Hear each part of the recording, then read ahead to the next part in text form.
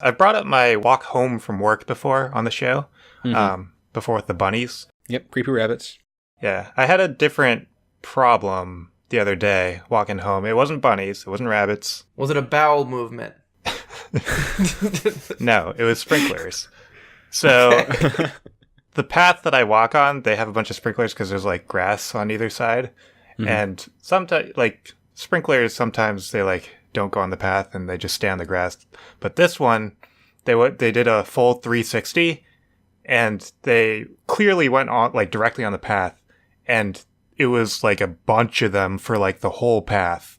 Oh no. So I had two options. I could either go around, so the way it's set up, I would have to probably walk an extra block around and then like do it that way, and it'd probably be like another 5 minutes. I didn't want to do that. Well, no, of course not. You never actually change your path to avoid sprinklers. Yeah.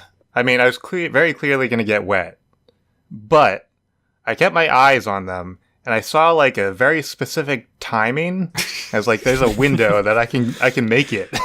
You Chris played briefly Frogger. saw into the matrix. Yeah, you played Frogger with your, dryness at risk, basically. Yeah. So I went through this like minefield of sprinklers. Kind of, it reminded me of like those heist movies where they're like there's like going a through field the of lasers and stuff. Yeah. I was like, I could totally, this would work. I'd be great in a heist. So I went all the way through, and I actually did make it through without getting wet. Wow. Yeah. That's impressive. So now I like want to start a heist. Want to rob like a museum or something. Just a very, very low stakes heist. I hope they use sprinklers for security. Yeah. Actually, I really like the idea of a security sprinkler. That's a very, very funny mental image. It's just constantly spraying like what they put in like the dye packs at banks. But then your like the museum would get all ruined. Don't worry about that part. That's not your problem. That's the Well, I mean, museum's they kind of problem. have them, Ben, because it's just not keeping out robbers. It's keeping out fire.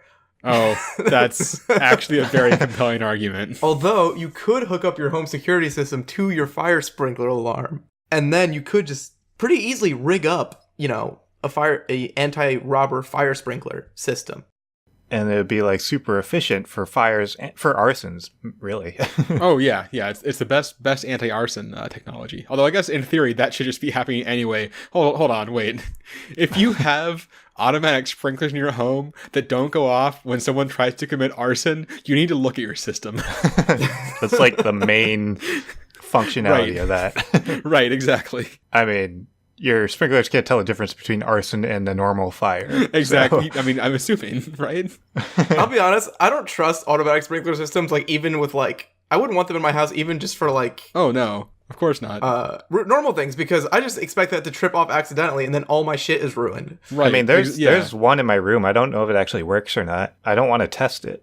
Yeah, I mean, if it goes off, you're fucked. Like, Yeah. your whole... Everything's ruined. Are they temperatures? I think they're temperature, right? Like, they have to hit a certain temperature, not smoke detectors. I have no idea. I'm not sure, yeah. Because the smoke detector in my old place, I couldn't fucking fart in the wrong room without it going off. Right. I mean, in all the movies, they hold a lighter up to it and that activates it. But I feel like if I just touch it, it's going to go off. Right. I don't want to touch it. Maybe we should like stop talking about it because it's going to like get nervous. It can hear. Yeah. It's got performance anxiety. Yeah. What if I can't do it? I should try just to make sure.